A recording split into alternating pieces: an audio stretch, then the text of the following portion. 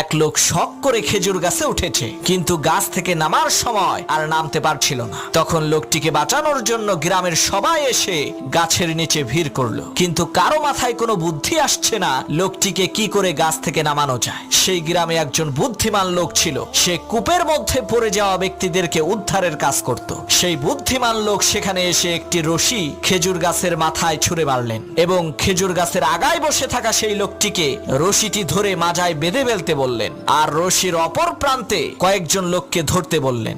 বুদ্ধিমান লোকটির কথা মতো তারা রশিটিকে ধরলেন। হঠাৎ করে সেই বুদ্ধিমান লোক বলল, এখন টান মারো। লোকেরা রশি ধরে টান দিল, সাথে সাথে সেই খেজুর গাছে থাকা লোকটি মাটিতে পড়ে মারা গেল। তখন গ্রামের লোকেরা বলল, আপনি এটা কেমন কাজ করলেন, লোকটা মরে গেল। তখন সেই বুদ্ধিমান লোক বলল, ভাই এটা লোকটার কিসমতের দোষ, আমার কোনো দোষ নাই। এই একই টেকনিক খাটাইয়া অনেক মানুষকে আমি কুয়া থেকে বের করেছি।